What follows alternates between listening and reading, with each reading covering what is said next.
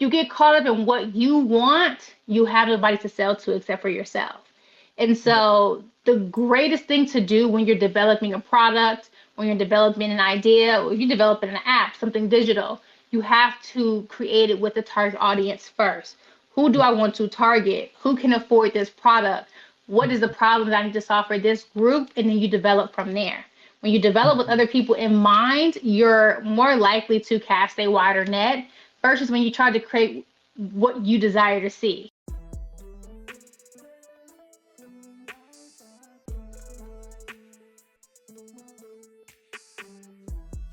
Chat and chill. Talking about the real. Talk a real topics, no facts. Talk a real shit and you know that. That's a fact. Chat and chill. Yeah. Talking about the real. Talk a real topics, no that. Talk a real shit, know that. That's a fact. Chat and chill. Happy Women's History Month. I am excited. This is the first live for Chip Chat and Chill for the year of 2025. And just a little backstory. Of course, Chip Chat and Chill, this is a place where we are millennials who love food, great conversation, kickbacks, and we just have great discussions about things that we're learning as millennials because we're like the first generation to be in the middle of the time where there wasn't any internet to where internet was starting to get really popular to our parents coming out of the 4 acres and a mule type thing and having 3 kids and 3.5 kids and a dog and the picket white fence and go to college and get a pension and all of this stuff. And now we're changing all the rules, right? So as Mm-hmm. we're changing all the rules, we're having all these conversations like, you're going through this too? Or you didn't know that? Or my parents told me this too. So this is where we have all those conversations about unlearning things, especially when it comes to parenthood, finance, personal career goals, uh, you name it, food of all things, Yeah. the inherited diet that we inherit from our parents and their parents, and so forth and so on, health, all the things. We talk about that here, and we just have a good time doing so. So I am glad to be back.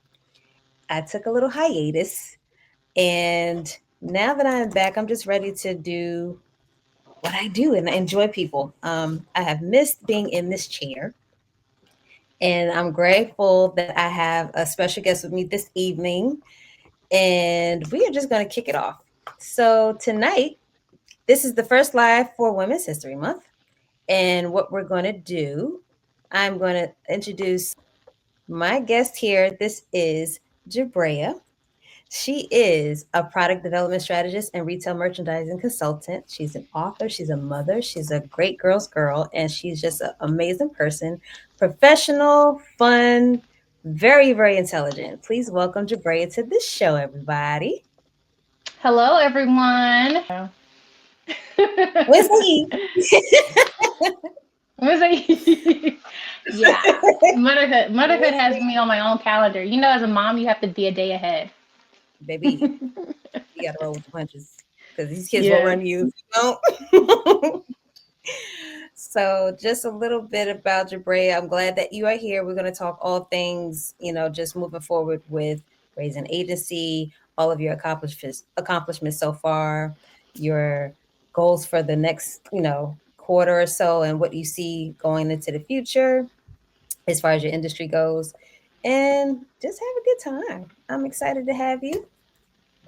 Yes, I'm always down for a good time. Hey, hey, hey. So that's what we about here. I actually crafted a drink in your honor. What I like to do for most of my guests who come on, we will craft a drink. And I named it after you. I gave my audience on social media the opportunity to have a vote and a say in naming the drink after you. And what are the chances they all this time decided in my favor? Because it was going to be the name anyway. I kind of came over, I was like, that hits. I have in my glass, you ready? Drum roll. The Little Pink Barbíto. Oh, I like that. What's in that cup? This is a pink Barbie mojito for Personal Brand Barbie. Okay. I love it. This is a pink Starburst mojito. So I mixed in a pink Starburst drink along with their classic mojito recipe. And I mixed in some lemon, some lime, and some cream of cocoa. And it tastes amazing. So I'm going to share the recipe on social media. If you try it, let me know what you think. Cheers to you, Ji'Brayah. That sounds delicious. Oh my gosh. Cannot wait for you to drop the recipe so I can either make that at home or ask my next bartender to remake it for me. It's so, I think you'll be pleased. If you like the pink starburst and you like the mojito, they had a baby. That little Perfect pink. combination. Now, what we're going to get into, I also like to do a special thing in honor of Women's History Month is do I call a 60-second girl gang drop. So I'm going to give Ji'Brayah an opportunity to give us one, two, three, however many of her favorite women-owned businesses, agencies, you name it, Mm. within 60 seconds. So I'm going to start Ouch. whenever you're ready. Oh, you got me. Okay. Where are my girls at? Okay, let's do it. So, drum Yeah. roll. I live in the Smyrna area. There's a salon called Conceited that's Black women owned.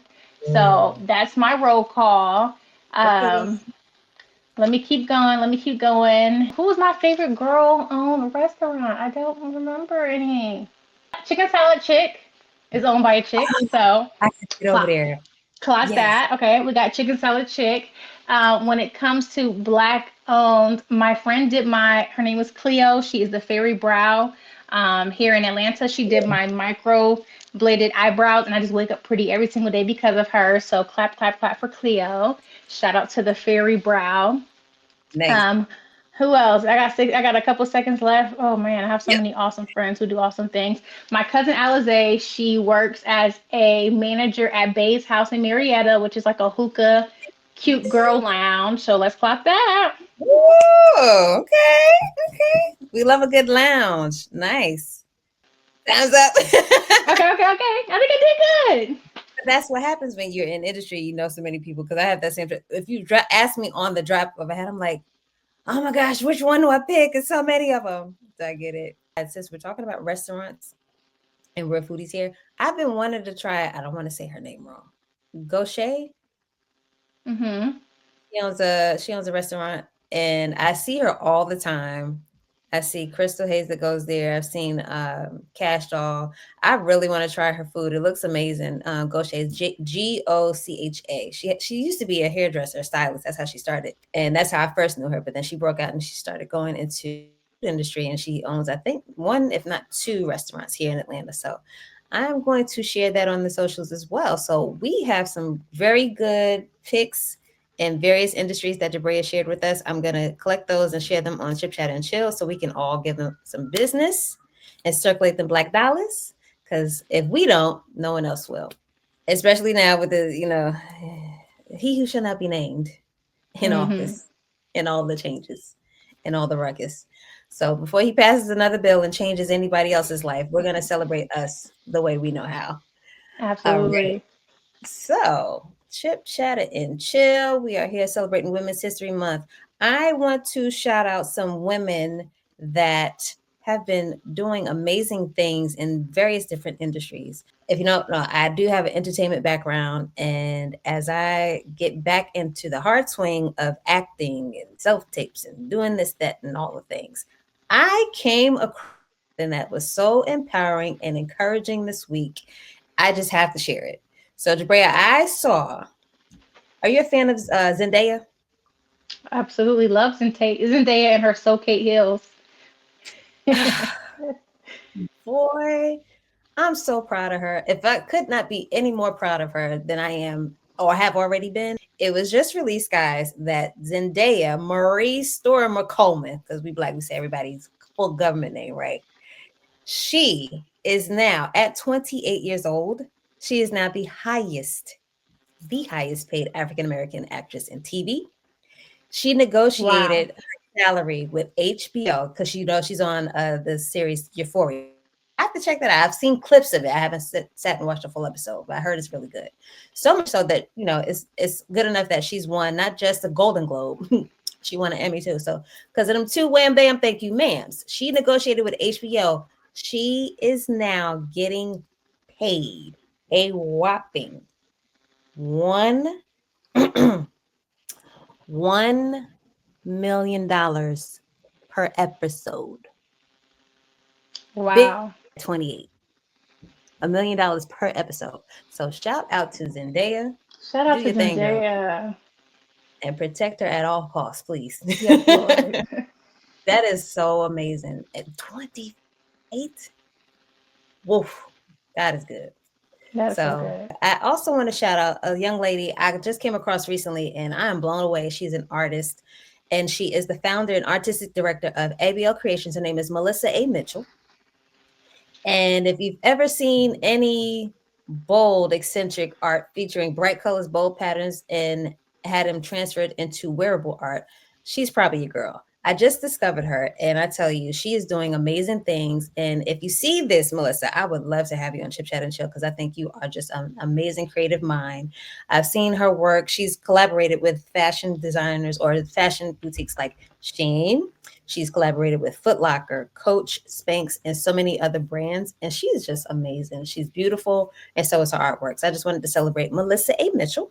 And not only that, clap for everybody that's watching and that will play this back, because for all of the women of color of all different races, I tell you, if we don't stick together, no one else will stick up for us. In a time where things are very uncertain, whether it be financial, professional, we go through so many things, we wear so many hats, and we're so diverse in the things that we do in this thing called life. It's also important that we look in the mirror and we celebrate ourselves. So if you don't today, I'm going to celebrate every person watching, and that is going to replay this and let you know that you are special, you are necessary, and you are very, very loved. So I celebrate and honor each and every one of you. Now, Ji'Brayah, before we get into our conversation, is there any special woman in your life, in your network that works alongside you, that's in your Rolodex, that you would like to shout out and give their flowers to? So many amazing women in my life. So it'd be hard to narrow it down to just one. Yeah. Because I've just been supported by just a beautiful tribe of women. But I will shout out to my best friend Courtney. She has been holding me down these last couple years, but most specifically in this season that I'm in of grief. She has just, been by my side, been my road dog, but also been a great accountability partner. And so shout out to my girl Courtney. She's currently on the choir or the worship team at 2819 Church. So shout out to my girl. Oh, go ahead, Courtney. I celebrate you, and I celebrate too. I've heard nothing but great things about that ministry. So I just want to celebrate Sally Cunningham all the Shout way out to in. Sally. Thank you. Amazing, amazing, amazing, strong, beautiful woman. I love her so much. That is my favorite girl. All right. Now, since we got Ji'Brayah on Chip Chat and Chill Live, I just want to crack her brain and ask her a couple questions and get into a good girl chit chat and just talk about a couple things as far as like professional, maybe a little bit of personal. I don't want to get too much in your business in front of these strangers, but just to get you know you a little bit and so the audience gets a feel of who you are. So I've introduced you and I let the people know what you do professionally. What inspired you to enter into your industry, and did you have a mentor, or was it just a moment and you said, this is exactly what I want to do? Yes, great question. And so currently I sit in the project management space with a focus on retail merchandising at pretty much the biggest home improvement retailer in the world. And so I have the luxury of manning the flooring department. So anything below your feet, I am in charge of managing those projects. And so I embarked on that career maybe like 2.5, maybe going on 3 years ago. And it's a space I always thought I would be in. When I thought retail, though, I always thought clothing. I did not consider that retail could include home improvement or decor or, that type of utility or accessory, I should say. And so that has been a really fun thing to grow into, and understanding that when it comes to painting your career picture, sometimes you're going to pick up different brushes, and the picture that you paint may not specifically look like what you imagined during your collegiate days, but you can still walk into the career that you want to go into.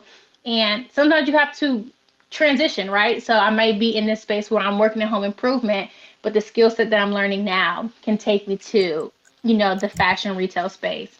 if I choose to go into that industry. But I believe that there's no such thing as solo career success. Everything you do in this life is a partnership. Everything you do in this life is it's a group. I like to say that your purpose is a group project because you need multiple people to support you in that journey. And I feel the same way about careers. And so my career journey has definitely been fostered by mentors. I've had a mentor since I was 15 years old, who has walked me through every piece of my career from high school to college and even post graduation, Good. reviewing from reviewing my resume, putting in references for me. Um, she even gave me like the first little notch on my resume as like the intern at her HR consulting company because I think when we talk about mentorship, career mentorship, we don't tell the younger people about sponsorship. And sponsorship is putting me in the game. Correct. Mentorship is holding my hand and taking me into the room, but sponsors put you in the game. And I think that that's an invaluable relationship to have as you develop your career. I agree with you. I'm glad you said that out loud because that's something that we don't talk about enough, I think, in my opinion, and that it is needed. You need a good, happy, healthy marriage of both. And that's fortunate for you that you had that powerful influence and backing from your mentor. So that's amazing.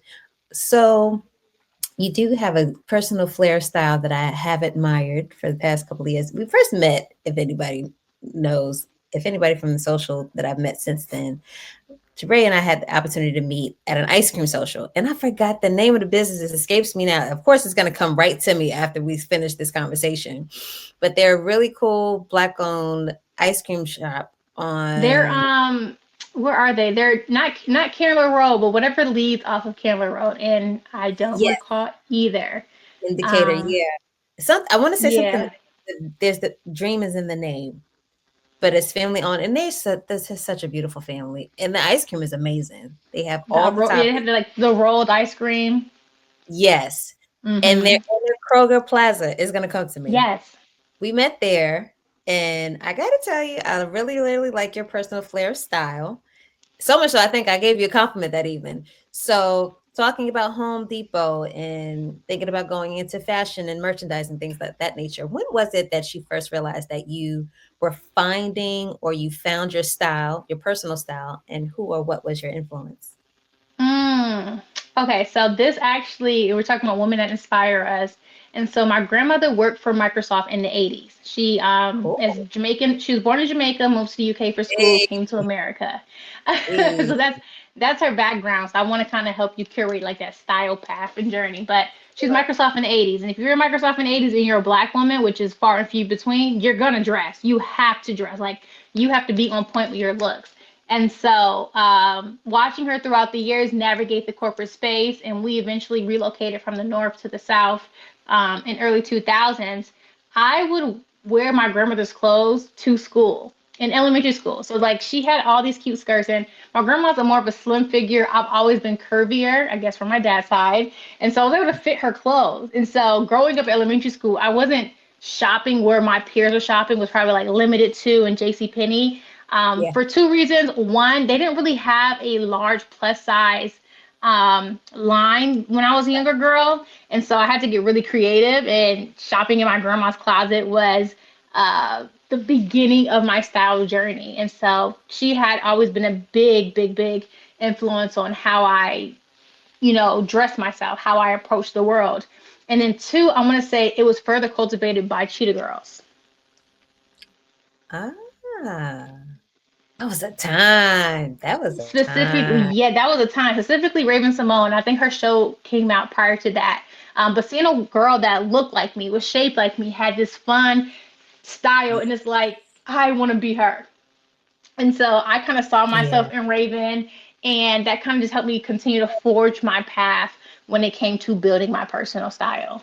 I love that. That is so cool. Yeah, they had some really good pieces, and I gotta say, I agree. They did not have things that were tailored to Ravens, varying variations of a young woman's body, especially yes. because and us, we all develop differently, and so in some cultures we're more curvier than others, and different proportions that look different in your body. So I do agree. There were some times I could recall going to either it was like Macy's, what was another one, like Route 21 or those We type of had limited shop. to 579. I never got to shop I at said, "No, 579 oh because my I was never a 5, a 7, or a 9, so I didn't get to shop in there. Do you remember 579. 579? I remember Yes, 579. yes. I forgot all BB, about it. Yeah, that was the time before Forever 21 and yes, H&M. That yes, was it. We had BB back then. Um, BC. because I had an aunt, my aunt, which is my mom's younger sister, she was going to Clark Atlanta, so super stylish. So that's another closet that I was shopping in as a kid. When she wasn't home, I'm like in the racks. Oh yeah, I'm taking this BB, I'm taking this Lacoste polo. Let me make sure I Yeah. put it back. Art and B, I know you remember Art and B. I still have R&B pieces. I have some bottoms, and I have one of my favorite sapphire blue dresses is from R&B. I loved them The so quality much. is chef kiss. I think I still have a shirt from my aunt in my closet that supersedes anything you can find at Zara or H&M. Like just the cut, Facts. the quality, everything about it just screams woman, but also it's just long lasting. Like these are things that I wish I could pass down to my daughter because the clothes that are out Yes. now, I can't even pass them to the next year without them just being in a completely different form. It's a disaster sometimes. I agree. Oh my gosh, you took me back. Oh yeah, you my girl. So taking it back to then and developing your personal style, shout out to grandma and those type of things I appreciate about their generation because they come from a generation they tailored their own looks and their styles and their dress and they Yes. came up with their own avenue of what it meant to be fashionable and tasteful too. They were much more Hmm. tasteful than this generation, even though there are some unique finds that you have to piece together, I think. And if you're able to like layer it and make some statement pieces, mix and match and things like that. But nothing compares to the elegance in the that their generation came from. I gotta say, I give it to them every time. What is something, or what I say, what is the first thing you identify when you're, or as a collaborative opportunity? Because I don't like to say negative or a shortcoming. I'll call it a collaborative opportunity. What's one of the first things you'll identify to help a brand take it to the next level or take it up a notch? Yes. I always tell my clients it's not about what you want, it's about what your audience wants. And so when we create these brands, whether it's a podcast, a book, a fashion line, an ebook, if you get caught up in what you want, you have nobody to sell to except for yourself. And Yeah. so the greatest thing to do when you're developing a product, when you're developing an idea, or you're developing an app, something digital, you have to create it with the target audience first. Who do Yeah. I want to target? Who can afford this product? What is the problem that I need to solve for this group? And then you develop from there. When you develop with Mhm. other people in mind, you're more likely to cast a wider net versus when you try to create what you desire to see. Yeah. And so that's a big, big, big thing that has to be a focus when we talk about building brands, especially in our space as African American business owners. So just a little bit, let me back up just a little space because I asked a question I forgot to tell the audience. So Ji'Brayah has a firm called the Brayzen Agency. So tell us a little bit about that. Yes, and so Brayzen Agency was sprouted, I think 2019, 2020, but to be honest, the seed was planted when I was in college. During my college days, I've always been really entrepreneurial driven, and so I started a wig line where I would make custom wigs for the girls on campus. It was called Lust Lace Wigs. Made my logo. This Okay. is before Canva was out. Like I had to go to some random website and build this logo, this clip art logo. You guys remember clip art? This I don't know if you're OG, if you remember Yes. like yeah, if you can go that far back. And so I built this really big brand in college. It was super popular, got published in the newspaper. It was like student turns passion into profit, amazing brand. Um, and then I was pursuing a marketing degree. I was pretty popular on campus when it came to like the business and the social organizations. And so people just started asking me like, hey, can you show me how to create flyers on Instagram? This is like when Instagram was really emerging, maybe like five years after Instagram first started. And Yeah. so people started coming to me. I didn't know at the time it was consulting, but I was consulting people in college. And so when Yeah. I graduated, my first client was a girl that I met in college.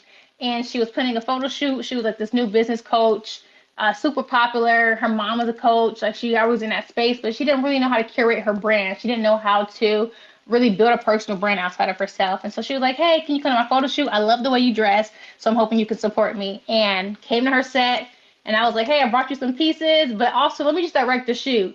And honestly, from there, it just bloomed from just doing that one favor for a friend, and just posting it online, talking to people through the journey. Other people started reaching out, hiring me to plan their photo shoots. And then after I was on set for like 2 or 3 shoots, I was like, "You guys aren't ready for a photo shoot because you don't have a brand yet.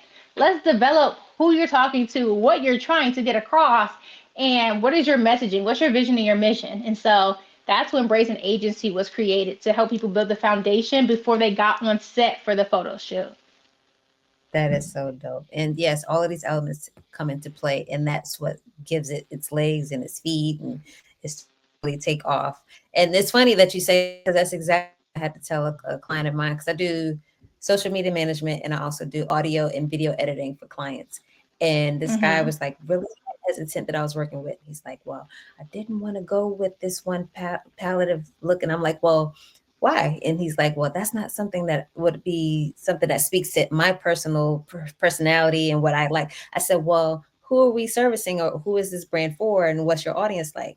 And he said, "Well, it's like this." I said, "Well, those type of neutral colors and those pattern tones that I'm showing you, those are actually speaking, and they're speaking, kind of subconsciously to your audience. It's telling them this is what they want."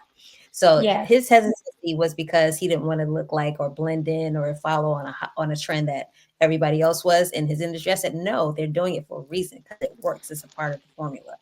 So I'm glad you said that out loud. I'm happy to see where Brayzen is taking off, and I'm excited because of the backstory. That's so you. I can tell that so much of your personality comes through when you're able to take those baby steps with clients and just help them put the whole full puzzle together. Yeah. So, what would you say for those unsure of the power of social media and tangible reach for business? What would you tell them? I would tell them so many things, but one thing that's a big focus is the numbers. If you were in a room and 100 people came to see you speak, would you feel accomplished? Mm-hmm. Yes, right? Yep. But when we get 100 likes, we look around and say, "Well, that's not enough." Right. So you have to take into account, what does this look like in the real life, and use it as a measurement versus trying to use vanity metrics that you see happening in other people's universe. And so even if you could Exactly. get 10 people to come to an event space to hear you pitch, talk, or present, that is a win. That's the same way you have to look at social media. It is a platform for you to share your ideas, your concepts, and your products. The best way to use social media is to use it as a thinking space to help you establish yourself as a thought leader. A lot of times people get caught up in not wanting to give out free game, but the whole Right. purpose of curating a brand is to give free game and eventually charge for the premium. And so if you can Exactly. use social media as a space to share everything that you are a genius at, and you don't have the pride or the ego that somebody may take it from you, like you're really confident, like, "Okay, God has this for me, I can share this part of the sauce." Social media becomes a playground for you instead of a prison. Exactly. I'm glad. I'm glad you're here. She is dropping the pure unadulterated truth, because some people just don't get it. Like, it's so true. Like you said, Mm-hmm. as far as your business comes, you give what you can, free game. And that is the perfect playground to do that, because you get to engage with people and build your community. That way you can start saying, "Okay, well, when I get to this limit, that's when I start charging for the premium." Because yesterday's price is definitely not going to be today's price. So Mm-hmm. there's that other, trying to figure out when your presence will be known, or how to reach your target audience. But it's all in, just being consistent and just showing up. Yeah, just Because showing you up, and also the gem to business is that you're not selling to everybody. Everybody is not your customer, and so while it can feel like the algorithm is working against us. It's a good thing yeah, to know that everybody is not my client, so everybody doesn't have to see what I'm talking about and what I'm selling, because I'm specifically curated for a certain type of person. And when they are ready to find what I'm selling, they'll eventually find me, as long as the consistency is there and the data is there. I've spent $10,000 with somebody and didn't even follow them or like any of their videos. I just watched 3 videos. They were having an event. paid $200 for the ticket, enrolled in our coaching program. And I did not engage with any of her content until I got to the event. I was like, oh, I should probably follow her now. Okay, I should probably go, I should probably follow her now. And so I think sometimes we think that the vanity metric has a higher weight than actual transactions, and it does not. Again, I went to somebody's conference, spent 200 something dollars because somebody else reposted it in their story. I clicked Mhm. it, watched her first 4 videos, said, this is exactly what I want to do. Let me go here. Shared it with 2 friends. They came to the event, and I didn't even follow the lady on social media before I got to her event. And so I think it's important to know that even if they're not liking, they're watching.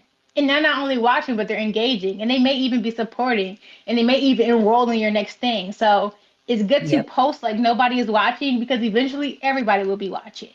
Or at least the right people will be watching. that part. You always end up finding a tribe, right? The right ones will Yep. find. Well, cool. So, getting into just your own personality, your own style and flair in life, let me just pivot this way. What's one tried and true fast food item that you think is Michelin star worthy? Ooh, a fish fillet sandwich. Make it fresh. I'll pull up into this parking spot one because I want it fresh off the grease Tried and from true. Mickey D's. Oh, Tried and true. Tried and true. let me see. Fast food, Michelin star worthy.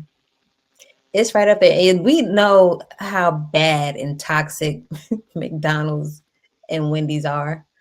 But oh, okay. We listen, we don't judge, right? hmm We It's tell the one of my truth. We, favorite. we we tell the truth and shame the devil. Okay, thank you. Thank you. Free me tonight. Thank you. So I have been doing this since I was a kid. And I think me and one of my other co-hosts talked about this a couple seasons back. We were talking about foodie nostalgia. hmm Y'all, if you take a Wendy's Frosty, hmm I'm getting Wendy's nervous. fries, hmm dip the fries in the Wendy's hmm Frosty. Mm. It's so good, it don't even matter what flavor it is. It could be the chocolate, it could be the vanilla. Baby, when you marry the two, your soul's gonna be happy. I guarantee. I That's won't judge, but I will say it sounds pretty industrial age milk and potato. So maybe you're just going back to rougher times, post Great Depression, maybe. Because all they it's had the was milk and potatoes, so maybe that's. it's the salty and the sweet when they marry each other. It's just amazing. It's great. I can believe that. I can believe that might be good. Now we've talked the food and we have great conversation. Now, before we get into one of our favorite parts of the evening, which is happy hour, I found a creative, fun way to introduce some internet finds that I find online, I hear about in the news. And this is a whole series of its own. It may just end up being a segment that I add separately. Introducing for the first time tonight, Foodie Felonies.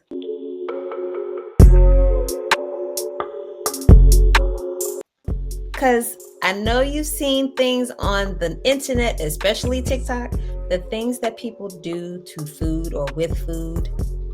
It's like, who raised you? When did you last have a good meal? Do you need a hug? It's like, where in your mind do you get this stuff from? Do you get this from? This makes me sing like Sade, like, is it a crime? When I tell you this is hilarious. Did we just friends? Because I swear I said I was gonna add that. You I was should. gonna add that soundbite. I would ask, like, is it a crime? So we judge and we decide at the end. So I have hmm actually tonight. So I'm gonna introduce you to 2 food felonies, and you can on social media, you can leave comments and let me know, is it a crime actually or not? So one, it's actually kind of a good crime. I found a guy at I Will Always Love John, Jon. I found him on Instagram, I think a week ago or two. And what he did was actually kind of a good thing. It was a low-key hustle. So if anybody's looking for a side hustle to earn extra income, if you've ever logged on to DoorDash and you see several different you've never heard of, and then you decide and then when they deliver, it's actually a brand or a chain that you already familiar with, but they subbed underneath that major chain. Mm-hmm. Or even if it's just a name of a restaurant or a food or caterer that you've never heard of on DoorDash. This guy at what I Will Always Love John, he figured out how to put a ghost kitchen on the DoorDash platform. And now he's making money doing like 2-for-1 muffins and this kind of side dish here and this pasta dish there. He got his equipment. He got approved on DoorDash. They gave him the approval and they sent equipment and delivered it to him. And so that's his side hustle now. So it's not a felony if the platform approves of it, right? It's not a felony. Is it a crime? I would say no because I have a DoorDash ghost story kitchen like this. So I found a Jamaican Dope. food spot on DoorDash, Hey, right? hey. Delicious. I ordered it like twice in a month.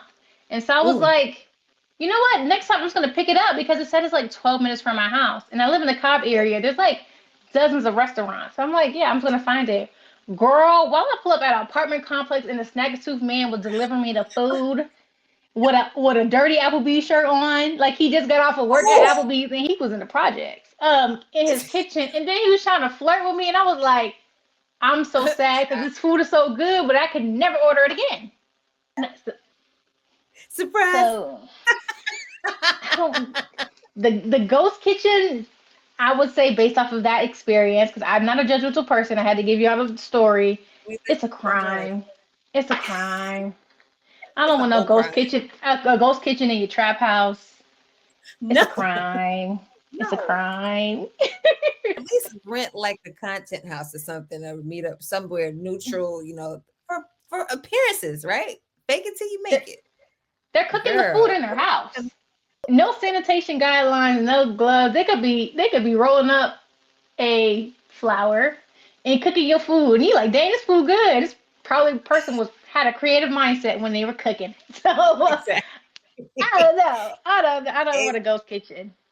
We got to be careful out here. So yeah, just do your due diligence. And what would probably help, of course, you could always do what? Read the reviews and see if anybody can account for their experience, and you can take it from there. Now, my second food felony. You see food memes all the time. Hmm. This one had me in a chokehold. I was dying. It was subtle, but it was so hilarious. Now, Exhibit A. If you read the caption. You cannot write Nutella in short like this. Now, if you saw cookie labeled as such when you went into this bakery in the food court in the mall, cookie filled with nut. Pause. Pause. You couldn't find a better way to write that up, mark this up. Filled with What nut. kind of nut? Macadamia nut? Peanut? Almond joy nut? Like, or at least name it after the nut. Like you just said, almond. You could name it, hazel, nutty, Because if I almond. bite into this cookie and it's a pistachio, I'm gonna fight you. So be specific. Help us. Help us. You cannot. So I agree. You cannot write in short like this. Now I saw try to hint at what kind of nut with the red U and T to hint at the logo. But That's not brand. That's not on brand. That's not within. brand, 0 out of 10 would not recommend. Why would Would you not do that? recommend. A whole Mm-mm. setup.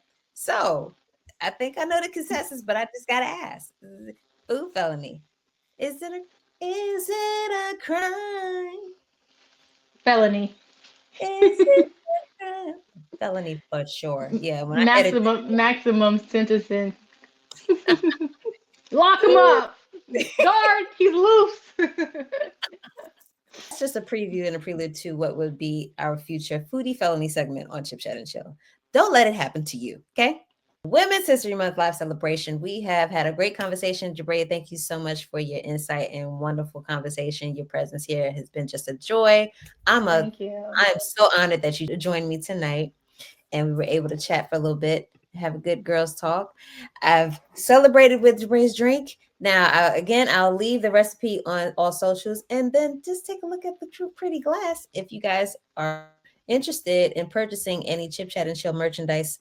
Of course, I have the glasses. I have popcorn buckets still. And of course, I have branded t-shirts that are available online on all socials. And you can visit the Etsy store as well. We are now going to get into the most infamous part of Chip Chat and Chill, because we adults here, we pay the bills, we work the jobs, we take care of the kids, we get sick, and we still do all the things like laundry, vacuuming, dishes, and all of that, and DoorDash and everything in between. But we and balance. And with that, we do a thing called happy hour. So get happy, folks. Have recess, have fun. Go kiki with your girls or your guy friends, whoever. Just make sure you smile at least 3 to 5 times a day. You owe it to yourself because you work hard. So I'm going to put a smile on somebody's face today. Ji'Brayah and I are going to play one round of one of our favorite games here. Shout out to Nikki, Jules, Tiff, and everybody in the crew that are responsible for Lyrically Correct. Ooh. So this one is, of course, the 99s and the 2000s. We're going to play one quick round, and then we're going to get y'all out of here. Let's see, 60 seconds on clock? We get 60 seconds? Let's do 60 seconds. Let's see how many points Mr. Bray can get. I'm ready. I'm a walking jukebox, so I think I got this. My kind of girl. All right. Let's do it. Okay. Question: MX dated 3 girls with this name. Is it A, Brenda, B, Letitia, C, Nikki, or D, Kim? What was the question? DMX dated 3 girls with this name. Is it Brenda, Letitia, Nikki, or Kim? About 3. About 3. Kim's about 3. Next one. What was the young boy doing to Lauren's life with his words? Killing me soft. Young boy. Uh-huh. Sing it one more time. What was the young boy doing to Lauren's life with his words? Was he killing her softly? Stranger to my strong in my pain with his fingers. Singing my life with his song. Singing my life with his words. Good job. Okay, I got it. Where can you meet Lloyd? On the south side. All right. Where was the party that Montel Jordan went to on Friday night? This is how we do it on Friday night. On the west side. Hey. Good. Next one. In Sweet Lady, why can't Tyrese play it cool? But I can't now. I thought Ty couldn't play it cool. My Shayla. But I can't now. Because I'm wanting you. Hey, there you go. Come on, jukebox. Shout out to my Shayla. What more do you want from me? Let's see. Why can't Deborah Cox and RL be friends? Because I'm still in love with you. Like that ain't gonna work. Dun, dun, dun, dun. And let's see. Next one. How did Carl Thomas know it was love at first sight? He saw the lady on the porch for her husband, her 2 kids. Bold. It was love. Because the way you looked at me, baby. Hey, there you go. Now, the challenge to close it out. Finish the next line to that song. From the way she looked at me, her eyes said it all. Long days and nights. They don't beg like that anymore, and that's what's really wrong with the economy. It's not Trump. It's that we don't have the men crying in the desert on their knees like Jodeci, Jagged Edge, Case, Donnell Jones. That's what's wrong with the economy. Yep. When we get these men begging again with their friends outside your house, and listen, the world will be great. The world will be a better place. Bring trench coats back. Yep. Mm-hmm. Leather in particular. Thank you. Yes. And yes, and the ski glasses and all the things in the leather vest. Bring them all back.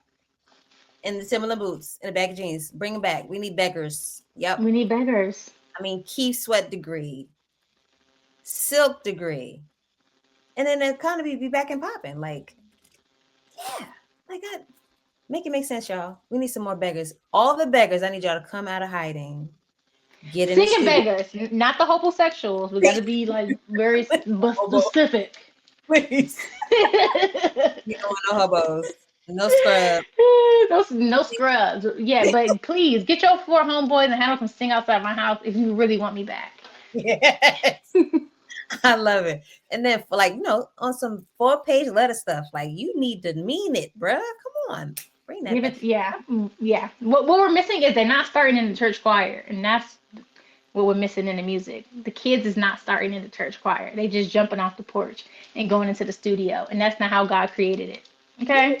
Let me tell y'all something. When God tell me to pick my guest, he know what he's talking about. You have got to go back to, so I just finished doing 2 episodes on transitions, grief, and loss, volume 1 or episode 1, part 1. Mm-hmm. We talked about this very thing. I don't know if Brittany is still on. If you still here, she's my witness. We talked about that, how what's hurt in R&B is y'all don't go to church no more. Y'all not in Not church, in the not in church. the choir, y'all ain't even in rehearsal. Y'all don't even do devotionals no more. Forget praise and worship, CCM. We talking about devotionals and, y'all don't even do that no more. So the music just don't hit the same like it used to. Y'all ain't crying Mm-mm. out from your heart and your soul. I don't hear no passion no more. We just Mm-mm. talking about We're missing our roots, and we're losing recipes. I think it needs to be on your resume. You have to serve in the choir for a year or 2 before you get in studio. yes, Girls and boys. They, yes. We're trying to tell y'all it makes a difference. We know what we're talking about. mm-hmm. Oh my gosh. I have had the time of my life. Brea, I am enjoying every bit of this. Hope you enjoyed yourself too.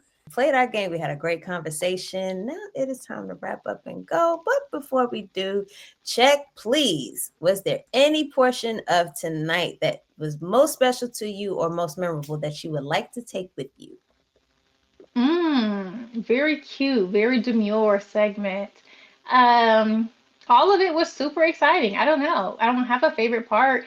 The Barbie pink Starburst drink, amazing. Please tell me the name again because we have to remake that at home or have the Yeah, bartender a remake little that recipe.